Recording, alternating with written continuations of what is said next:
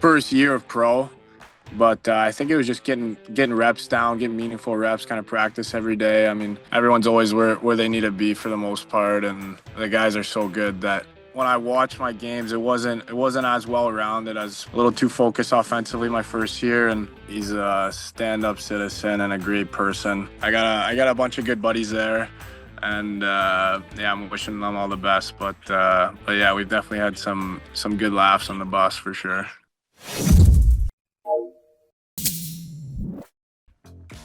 All right, Logan. So obviously now as a member of St. Louis Blues, when you look back at your time with Montreal, like how was the development process with them in terms of getting you up to speed at the pro level once you signed your entry-level contract and joined the Laval Rocket? Yeah, well, I think it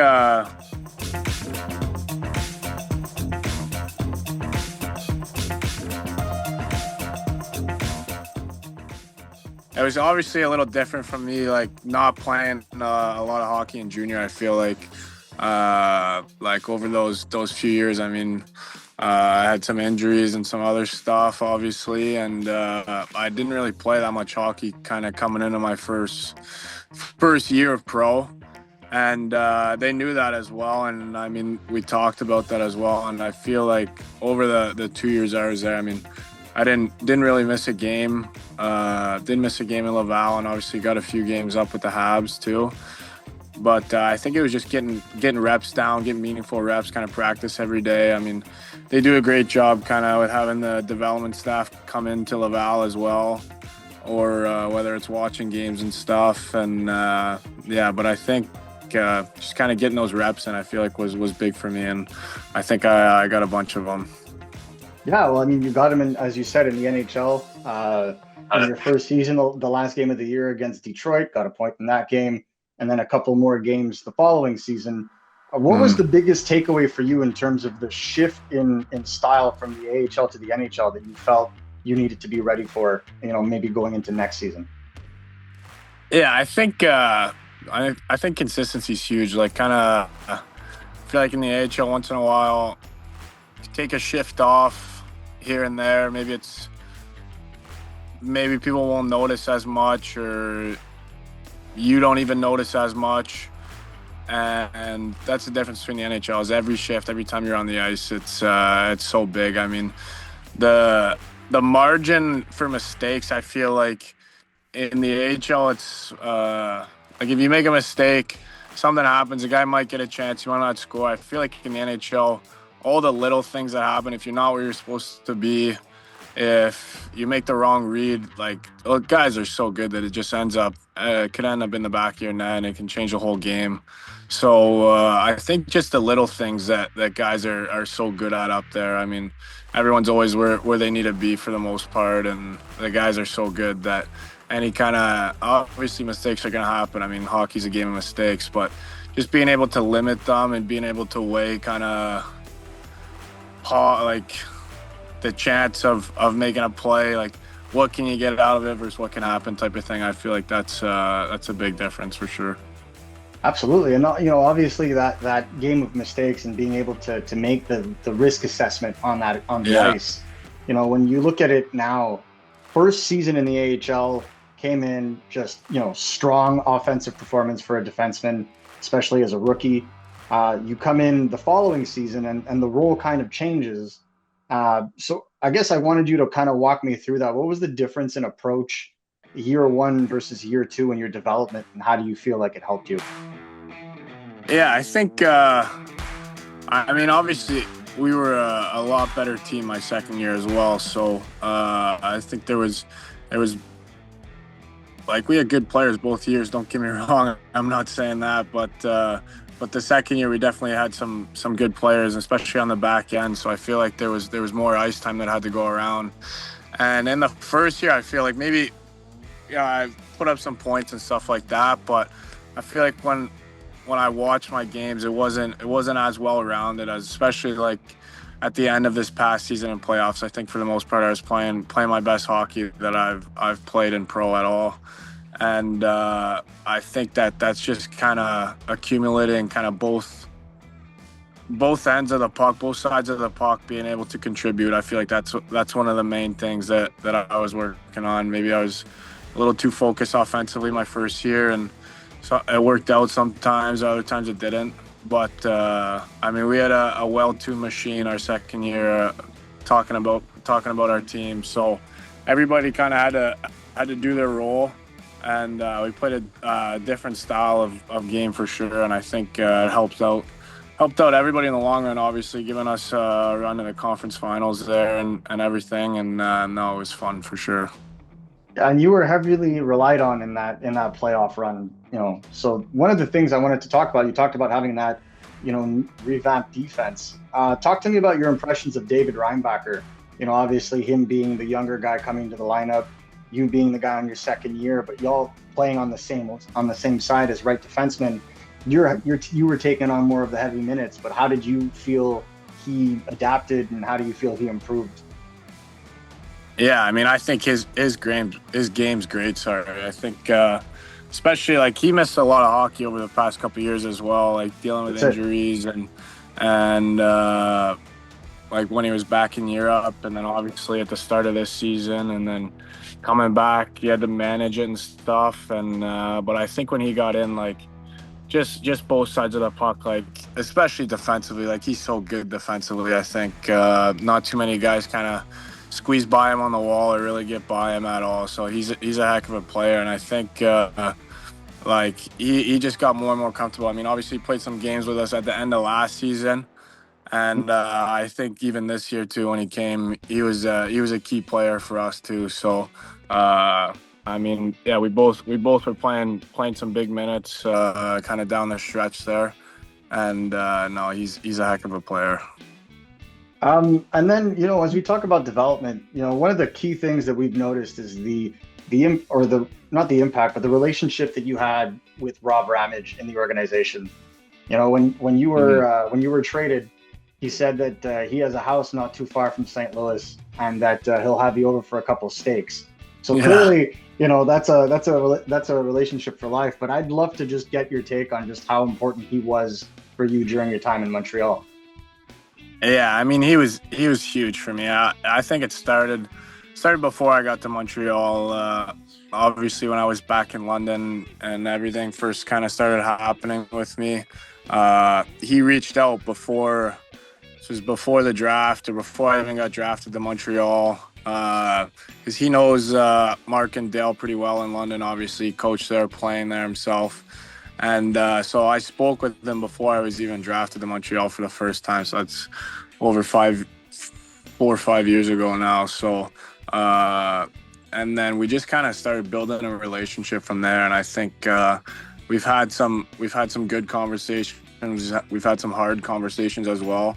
And he's always honest with me, and I appreciate that a lot, because I mean, obviously, he's been through it all himself. And he's had some hardships he's had to go through. And I mean, you look at it now, he's a stand-up citizen and a great person. And yeah, that's definitely a friendship that we have for life, for sure.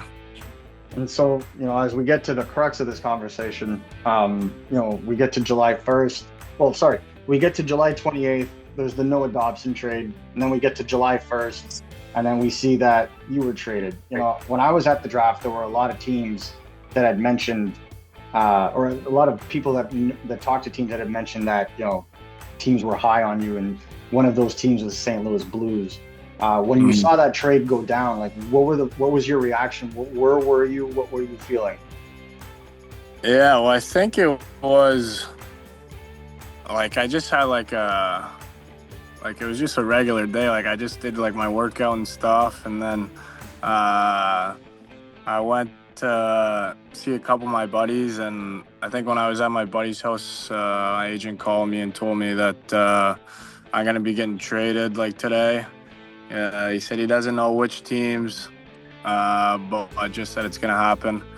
And then I was like, okay. Not much I can do, so just kind of went on with our day. I think we went out, got a bite to eat, something like that. And as we were sitting down to eat, Ken called me and kind of let me know that I was getting traded to St. Louis, and then it kind of all sprung off from there. Doug Armstrong, and then everybody from St. Louis and a bunch of people from Montreal kind of reached out, and yeah, it was a crazy week for sure. But I mean, I'm pumped to be a part of St. Louis. I think they got something really good going there too, kind of similar with Montreal. So I think, and just being able to obviously I got to go in there and earn kind of every opportunity, but being given a real shot to kind of play, I think will be a big step for me. Yeah, well, I mean, there was some high praise that was sent your way from Doug, and one of the things that was said was they view you as a top 4 right shot defenseman in the making. They think you're NHL ready, and then Jim Montgomery saying that you got top 10 talent in terms of your age group, in terms of your draft class in 2021. How do you take comments like that? How do you perceive them as you're coming into this new group? Yeah, I mean, it's obviously nice to hear for sure, but I think at the end of the day, like it's the National Hockey League, and I mean, I haven't played a full season there whatsoever. So I think just my focus right now is going in there in camp and kind of just earning a spot on the team. I feel like that's where I'm at. I'm not focused about the years down the line or a couple years down the line whatsoever. I'm just kind of focused on getting in there and having a good camp and making a good impression, and being able to kind of earn the trust of the coaching staff and stuff, and be able to kind of work my way up around there for sure. Yeah, Doug Armstrong likes to build out his defenses in a very, with some very mean characters. You've seen him in the past in St. Louis. I mean, Parayko being one of them. But we definitely saw your mean side in Laval during the playoffs. Being able to bring that physicality, being able to, take it to guys in the corner. How do you feel like that aspect of your game can mesh in St. Louis? And do you feel like there's another gear in terms of how intense you can get into a game?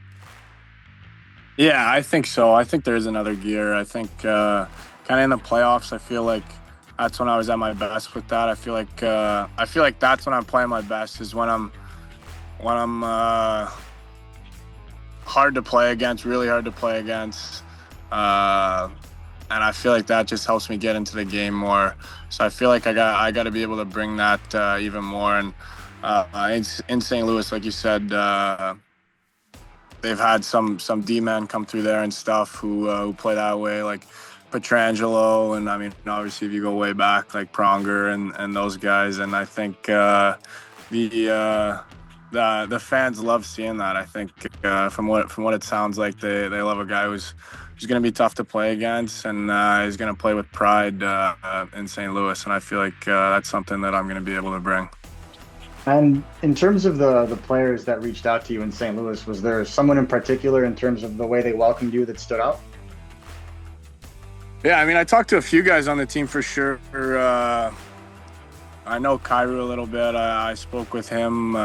Braden Shen gave me a call. I think it was the day of or the day after the trade, and we had a good chat on the phone, and it was just very welcoming. I feel like for me to go in there and definitely put me in a good spot. So I'm looking forward to getting there and meeting some of the guys. And I guess in a more playful way, looking back now, what's the best memory you had of your time with the Canadiens that you could think of? There's a few. I think I'll give you one better. What's the funniest? The funniest. That won't get anybody in trouble. Yeah. No, I think I mean, even especially in Laval, like I think we've had some characters definitely off the ice. We've had some good groups, kind of tight knit. I feel like we've had a lot of guys kind of around the same age group and stuff come in there, and I don't know. We've had a lot of fun on the bus trips there and stuff. We've had some good laughs, so I feel like that's that's one of the main things that's gonna stand out. I got a bunch of good buddies there, and yeah, I'm wishing them all the best. But yeah, we've definitely had some good laughs on the bus for sure. And then just maybe a last one for you, but when you look at what you want to accomplish going into St. Louis, are there players that you've watched, because there are some veterans on that team, are there players that you've watched that you're excited to play with, that you think you can bring an element to their game? Maybe on the defense, you're looking at guys like Fowler, Parayko, Falk, Yeah. or in terms of just the overall lineup, guys that you're excited to hit the ice with? Yeah, well, I think they got some special players over there too, like Kyrou, Robbie Thomas. Shen's fun to watch. I loved watching him play in playoffs. And then yeah, especially on the back end, like got guys like Parayko, Falk, Fowler, guys I can look up to and stuff like that. And then some younger guys like Broberg went in there and had a heck of a season last year. And Tyler Tucker on the back end too. He's OHL guy, so I've seen him play for years now, and I like kind of how he plays that hard nose, kind of similar to Arbor a little bit. So I feel like that could definitely be fun to play with for sure. But I'm just gonna try and come in there and earn a spot and prove that I can stay and play, and then yeah, just kind of take it day by day. I guess just quick last one for you, and then obviously I'll let you enjoy the really nice day. If there's, when a player starts his career, they always want to accomplish something, be it win a cup, win a gold medal, impact a game. What is the one thing that you want to have accomplished by the time you look back on your career and say it's done? What's that number one goal for you? Well, I mean, winning a cup is a no-brainer for sure. So I think that's everyone's answer.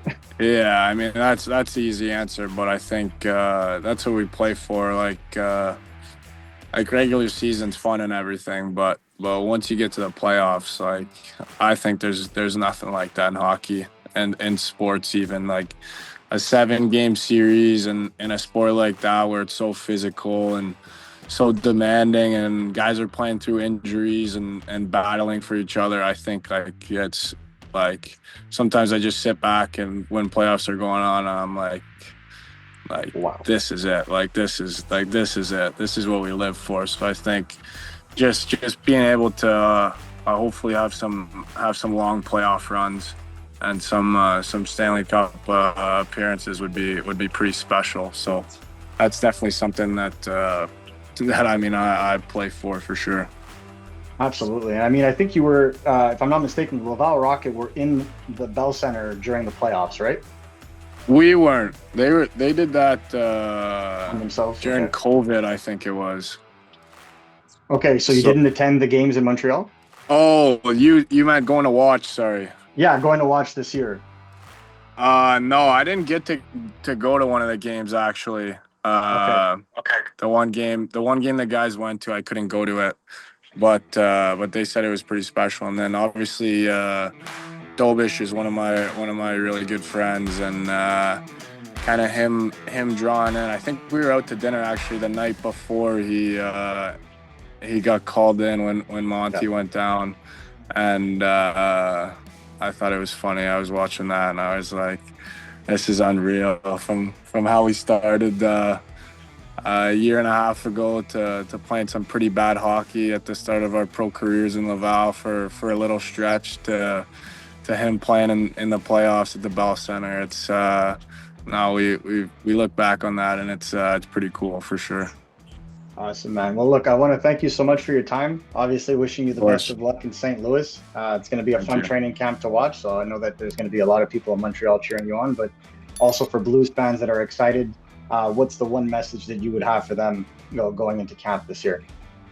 Yeah, I mean, just watching them playing in the playoffs last year, taking Winnipeg to the series that they did, I think that was pretty special. So I think if I can get there and try and do a little bit to help win a few more games and hopefully get back there and get even farther. That'd be pretty special. So I'm just looking forward to kind of getting there and leaving it all out.